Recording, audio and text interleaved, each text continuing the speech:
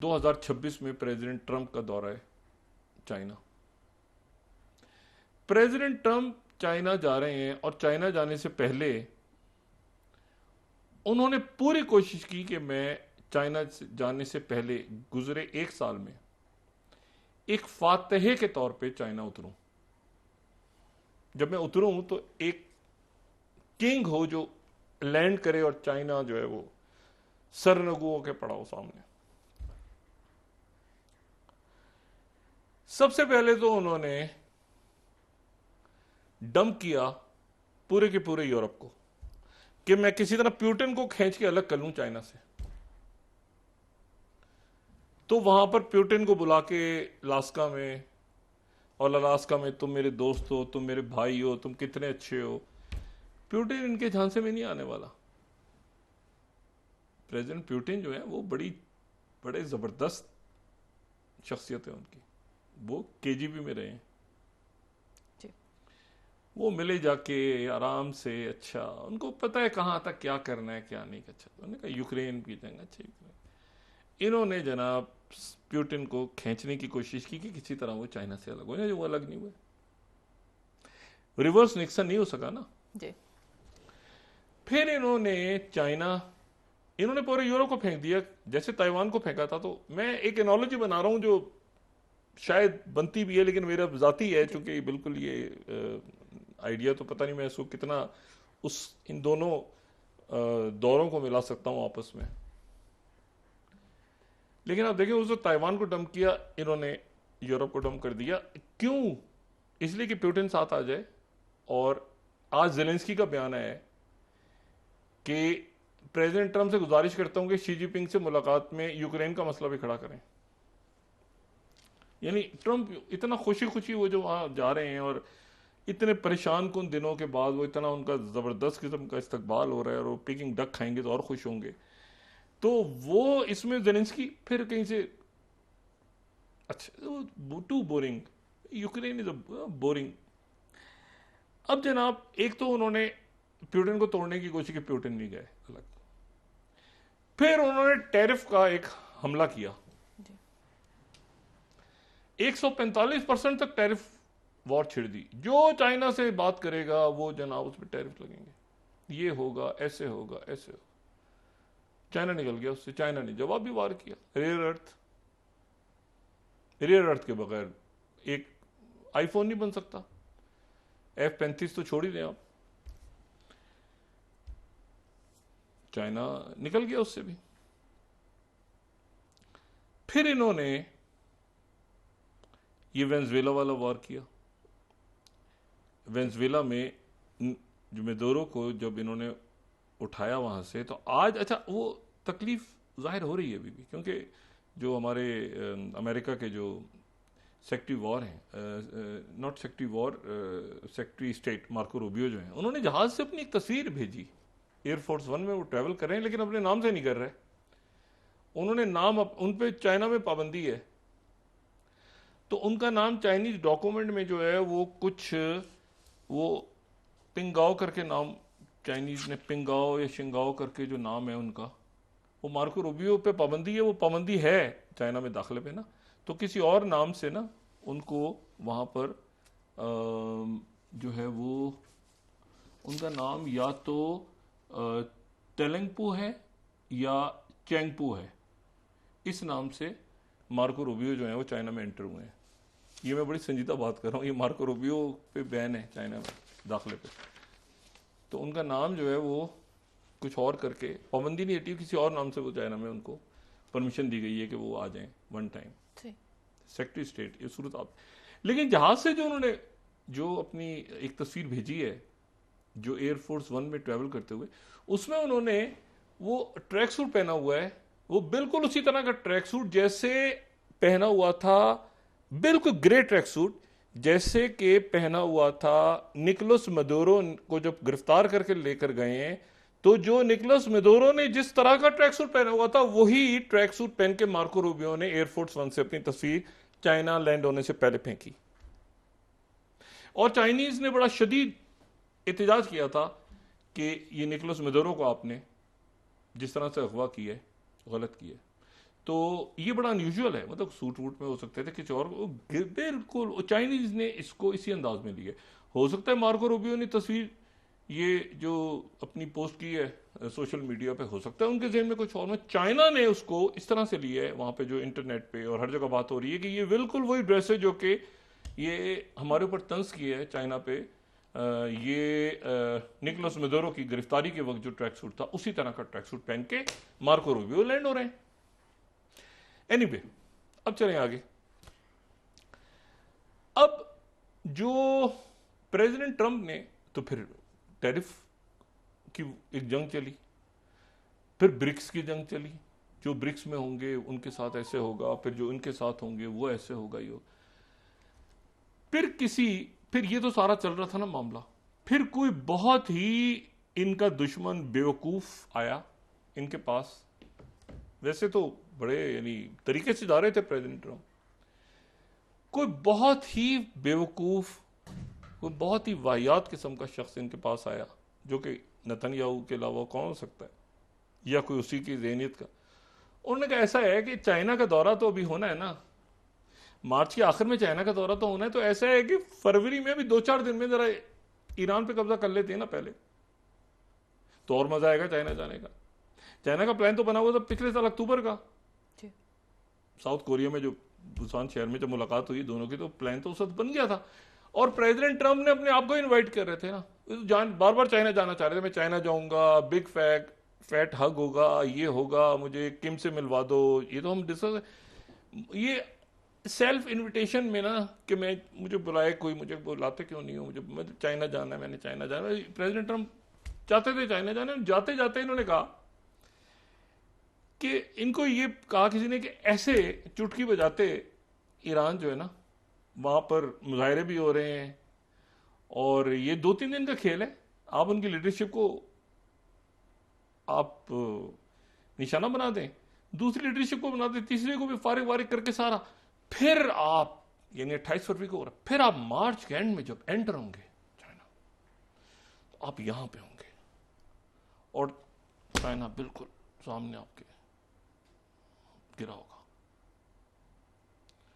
और ये हुर्मुज वुर्मुज ये वो दुनिया भर का चीज, फिर ये सारा गले पड़ गया, क्योंकि उससे पहले तो बैकफायर हो चुकी थी सारी चीजें। रिवर्स निक्सन भी नहीं हुआ, और रिवर्स निक्सन क्या खाक होना था, मैं बार बार बात कह रहा हूं कि उससे पहले साइनो सोवियत स्प्लिट था। ये निक्सन अपनी जान बचाने के लिए गए थे कि मुझे वियतनाम के अंदर से किसी तरह आप एक रास्ता दिखाएं, वियतनाम से, मतलब मैं साइगोन, फॉल ऑफ साइगोन ना हो, और फंस गया था अमेरिका, क्योंकि वहां जाके जो है ना वियतनाम में दोनों इकट्ठे हो जाते थे। तो उस वक्त ये हुआ कि वो जब उनकी डेथ वैसे पहले हो चुकी थी, तो उस वक्त उसके बाद सोवियत यूनियन और चाइना के इख्तलाफ खत्म हो गए थे। इनका ये था कि फौजी अपनी निकालने वापस, ये सोवियत यूनियन तो कह नहीं सकते थे, तो उन्होंने चाइना से बात करने के लिए भी खुफिया रास्ता, और वो रास्ता पाकिस्तान ने दिखाया इनको निकलने का, दलदल से निकलने का, वियतनाम की दलदल से निकलने का रास्ता पाकिस्तान ने दिखाया। अब ये फिर मुसीबत में फंस गए कि वो आबना हुर्मुज पे अमली तौर पे आप बैठ के ट्रूथ सोशल पे या वो लिंडसे ग्रैम के बयानात से या उससे जमीनी हकैक तो नहीं तब्दील होते ना। जमीनी हकैक तो ये है कि आमना हुर्मुज पे ईरान बैठा है और चाइना ईरान को नहीं गिरने देगा, चाइना ईरान को नहीं गिरने देगा किसी, जो मेरी जो असेसमेंट है उसकी वजह यह है कि चाइना जो है वो, कई मुल्क तो बैलेंसिंग में है ना। अच्छा, पाकिस्तान को इसलिए अलग हम रखते हैं इस वक्त कि पाकिस्तान सालिस है, तो सालिस खुद ब खुद एक बैलेंसिंग जगह पे होता है कि इसकी बात चूंकि इस तक पहुंचानी है, इसकी बात चूंकि इस तक। जब हेनरी किसिंजर का दौरा हुआ, पूरी स्टेट डिपार्टमेंट के डॉक्यूमेंट्स कह रहे थे कि वो मरी में आराम कर रहे हैं, वो बीजिंग बैठे हुए थे नूर खान बेस से। तो सीक्रेसी, जब डिप्लोमेसी की सीक्रेसी है तो सीक्रेसी है, और रोल डिफरेंट हो जाता है ना, रोल डिफरेंट हो जाता है। तो पाकिस्तान का रोल सालिस बनके, मीडिएटर बनके, वो बैलेंसिंग नहीं है, वो खुद ब खुद एक ऐसा बैलेंस है कि इस वक्त वो ये जो बात की ना कि ईरान के जहाज खड़े हैं, ये अटर नॉन, ये वो न्यू कॉन्स हैं जो जायनिस्ट लॉबी जो जो जो जंग करो जंग करो।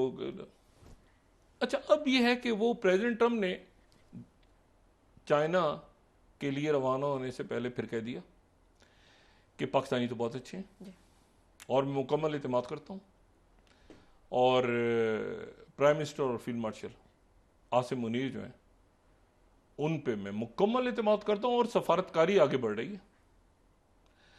अब वो जितने वहां पे, अच्छा उससे पहले पीट हेग्जिट और जनरल केन, जनरल डैन केन, उनकी जब कांग्रेस के सामने वो बात कर रहे थे तो वहां पर भी लिंडसे ग्राहम टकर गया उनको, और लिंडसे ग्राहम कहता है कि मैं ये आप पाकिस्तान, मैं तो मीडिएशन भी, पाकिस्तान पे यकीन, मुझे बिल्कुल ट्रस्ट नहीं है वगैरह वगैरह करके उसमें बात आई गई हो गई। उसके बाद खूब जनाब धमा चौकड़ी में, ये वही लिंडसे ग्राहम है जिसने सऊदी अरेबिया को भी थ्रेट किया था। लेकिन प्रेसिडेंट ट्रम्प ने वो सारे उम्मीदों, सारी जो खुशियां थी मुख्तलिफ लोगों की, छोटी छोटी खुशियां, कि पता नहीं उनकी खुशियां क्या थी, इन लोगों की खुशियां क्या होती हैं। इनकी खुशियां होती हैं कि 1000 आदमी मर गए, 500 बच्चे शहीद हो गए, ठीक है ना, 5000 औरतें बेवा हो गई या शहीद हो गई, वो ये इनकी खुशियां हैं। इनकी खुशियों का ये लेवल है, मतलब ये म्यार है खुशियों का। ये खुशी नहीं है कि किसी को पानी पिला के ये खुश हो जाएंगे, या किसी को अस्पताल ले जाके, या किसी जख्म पे मरहम रख के खुश होंगे। इनकी खुशियां ये हैं कि ये जितनी दुनिया में गंद हो सकता है उतना गंद हो, और इन सब ने मिलके, ये वही गैंग है जिसने मिलके अमेरिका को यहां तक पहुंचा दिया है। पिछले ये दोबारा पिछले 9/11 की बात से लेकर अब तक अफगानिस्तान, लिबिया, इराक, इधर उधर पूरा अमेरिका का सत्यानाश करके यहां तक पहुंचा दिया, वहां तक पहुंचा दिए जहां तक निक्सन पहुंचे हुए थे 1972 में वियतनाम की दलदल में, वहां तक पहुंचा दिए ट्रंप को और अमेरिका को एक बार फिर। और उसी तरह से बिल्कुल 1970, क्या आज का जो ईरान है और यूक्रेन है, क्या वो 1972 का वियतनाम है, जहां पे अमेरिका की मईशत जंगों के नतीजे में तबाह हो चुकी है? ये उससे ज्यादा पेचीदा है, या उससे ज्यादा पेचीदा है, क्योंकि उस वक्त तो अमेरिका के साथ उसके इत्तेहादी तो थे ना, नेटो, और बहुत बड़ा वेस्टर्न ब्लॉक था। आज तो यूरोप और नेटो भी टूट गया पुतिन को खुश करने के लिए। पुतिन चाइना से अलग नहीं हुए, और यहां पे जो वेस्ट एशिया है, प्रेसिडेंट ट्रंप ऐसे डंप करेंगे या कर चुके हैं। ये अभी मैं बार बार कह रहा हूं, इन मुल्कों को शायद अभी तक वो ये बैलेंसिंग के चक्कर में ये बैलेंस इनका खराब हुआ, और ये चले गए उधर मुकम्मल तौर पे अमेरिका की बेसिस की तरफ। बैलेंस के चक्कर में ना, ये बैलेंस कर रहे थे ना कि हम बैलेंस रखेंगे चाइना, लेकिन उधर चले गए, और उधर इसराइल के साथ भी और अमेरिका के साथ भी, और ये करो वो करो। ईरान बैलेंसिंग में नहीं था, ईरान चाइना के साथ था मुकम्मल।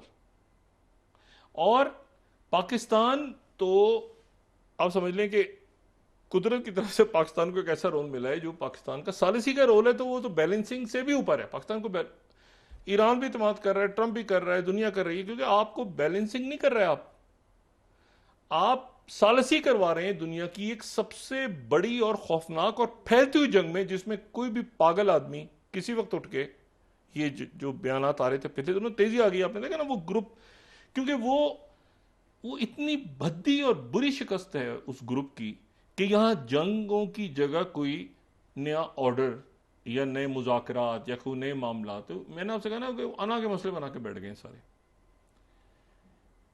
तो ये ईरान को गिरने नहीं देगा चाइना। इसको 1972 की एनोलॉजी मैंने जो मिलाई है, मैं सिर्फ ये कह रहा हूं कि क्या ये यूक्रेन और ईरान जो है, क्या ये 1972 का वियतनाम में जहां फंस चुके हैं निक्सन और अब ट्रंप,